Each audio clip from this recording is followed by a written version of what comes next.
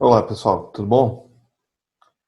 Hoje eu estou aqui para falar com vocês sobre como aproveitar ou como transformar a logística reversa num fluxo de receita para a empresa, tá?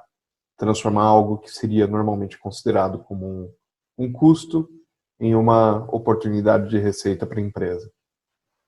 Primeiramente, o que é a logística reversa? A logística reversa é aquela logística feita no sentido contrário, ou seja, ela começa no consumidor final e volta para o distribuidor ou para o fabricante daquele produto. A logística reversa ela pode acontecer por basicamente duas razões.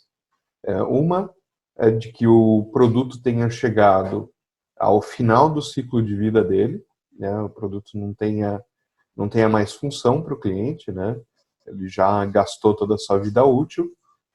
E a outra é um produto que é devolvido por alguma razão, né? Ele foi devolvido por arrependimento de compra, apresentou defeito durante a garantia, ficou obsoleto no estoque do varejista, enfim, por uma série de motivos. Aí a gente pode usar, né, inicialmente os três R's da sustentabilidade. Vocês podem não estar entendendo muito bem por que eu estou falando de sustentabilidade, de um conceito que vem mais da ecologia para um aspecto empresarial, a gente está falando de fluxo de receita, mas acompanha que vocês já vão entender, tá? Então, o que são os três R's da sustentabilidade? Então, os três R's, eles falam basicamente sobre como a gente pode reduzir a quantidade de lixo que é gerada pela sociedade, né? A quantidade de resíduos que é gerada pela sociedade.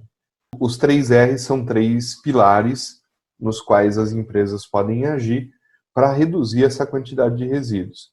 Então, o primeiro R é o reduzir, né? Então, no nosso caso, o que a gente pode pensar com reduzir? Reduzir a quantidade de embalagens, reduzir o tamanho dessas embalagens, para facilitar o transporte não só na distribuição, mas depois na logística reversa. Até mesmo o produto, né? Às vezes o produto tem excesso de material, então ele pode ser construído de uma forma mais compacta, né, e otimizar esse produto para o transporte, tanto de distribuição quanto da logística reversa. O segundo pilar da sustentabilidade é o reutilizar e o terceiro é o reciclar. Então a gente vai ver como que a gente pode aproveitar esses dois outros pilares também na logística reversa.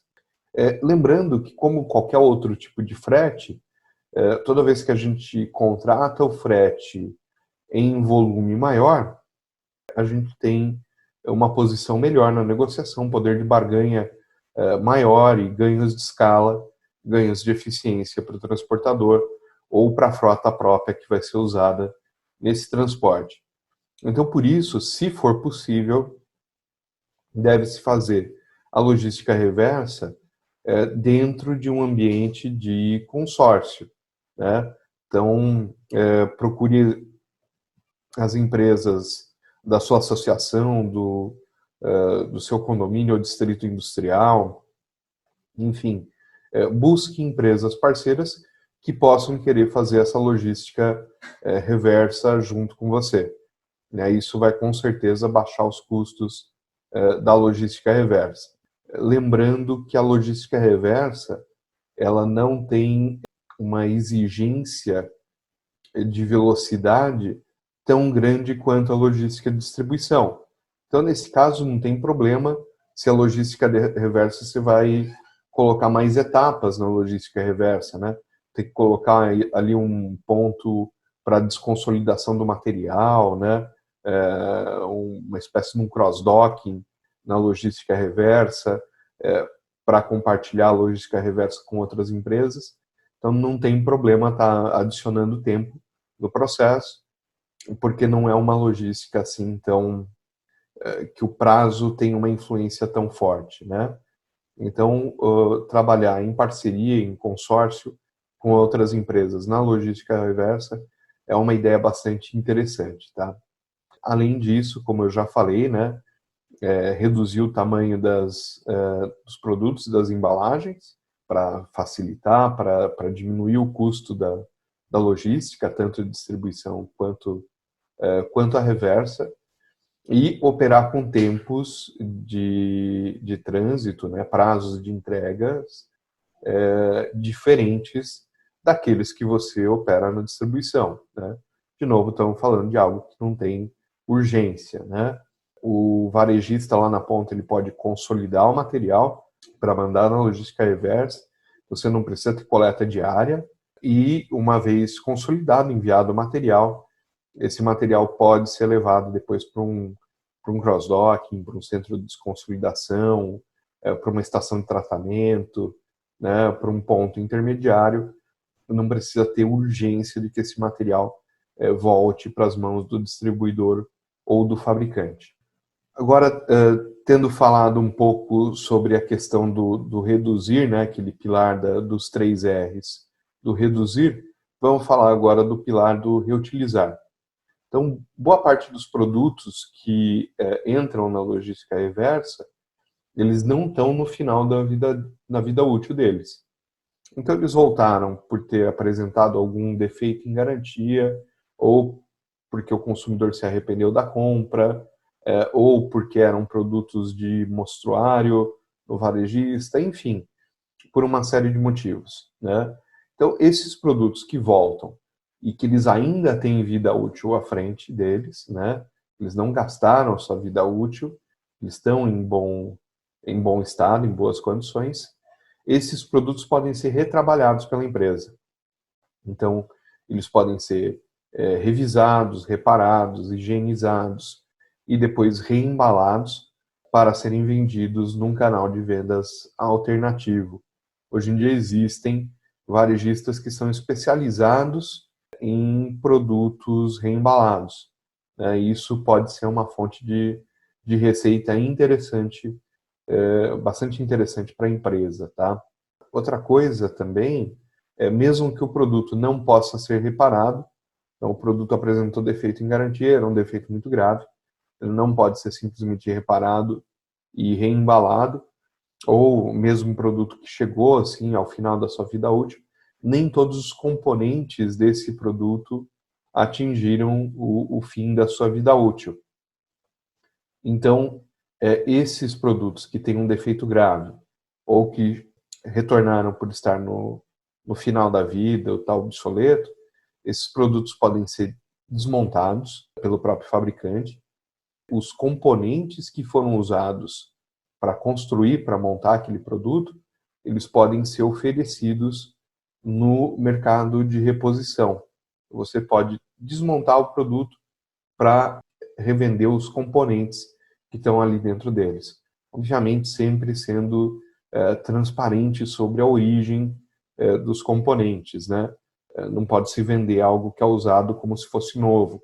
Tem que ser vendido num canal de vendas específico para componentes usados, componentes reutilizados, mas tem muita gente que busca esses produtos devido ao preço, que busca esses produtos no varejo, no comércio eletrônico. Então, também tem uma alta demanda esse tipo de componente de reposição, né? Então, é algo interessante para a empresa fazer. E, finalmente, o que não puder ser nem reduzido, nem reutilizado, deve finalmente ser reciclado. Então, a gente precisa separar os componentes, né? Então, de novo, desmontar o produto, tirar o produto da embalagem, se veio com uma embalagem, desmontar o produto e separar, né, a embalagem, os componentes do produto de acordo com seus materiais, né? Então, separar plástico, separar metal, separar o papelão, separar o vidro, para que isso seja revendido como sucata. Então, de novo, né, estamos falando de um outro fluxo de receita para a empresa. Pode não dar um lucro enorme, mas isso pode ser o suficiente muitas vezes para cobrir o frete da logística reversa, né, e evitar que a logística reversa seja simplesmente uma despesa, né? Então, é muito interessante fazer isso. Para que isso seja feito de uma forma eficiente, tanto o projeto da embalagem como o projeto do produto em si tem que ser feito pensando em facilidade para desmontar o produto e para separar os materiais que compõem aquele produto e utilizar materiais que sejam recicláveis. Existem materiais que a gente tem uma dificuldade maior para reciclar. Esses materiais devem ser evitados o máximo possível, tanto na embalagem quanto no produto. Com isso, a empresa vai conseguir fazer essa desmontagem, né, e a reciclagem dos componentes, das matérias-primas que foram usadas naquele produto, de maneira mais ou menos eficiente e lucrativa.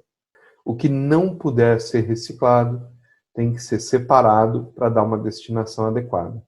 Aí, normalmente, é nesse caso, vamos falar, por exemplo, baterias, né, bateria de lítio, é aí onde você tem um custo na logística reversa. Aí não tem como, porque você muitas vezes vai ter que pagar para alguém dar uma destinação adequada, ambientalmente responsável para esse material. Então, de novo, no máximo possível, os produtos perigosos, aqueles que não são recicláveis, eles têm que ser evitados no projeto do produto, porque ao final da vida útil é muito difícil de você fazer uma logística reversa eficiente desse tipo de produto. Mas, de novo, a gente precisa ser responsável, né? A empresa é responsável, o fabricante é responsável legal por isso, e ele precisa dar uma destinação correta, uma destinação adequada, garantir que esse material não vai parar em algum aterro sanitário de forma alguma. Então, basicamente, essas seriam as minhas dicas para vocês hoje, relativos à logística reversa e como tornar a logística reversa aí mais eficiente e como tornar ela, muitas vezes, uma fonte de uma receita secundária, né, para a empresa, né, em vez de simplesmente aí uma despesa. Tá bom? Beleza, pessoal. Obrigado. Até a próxima. Tchau, tchau.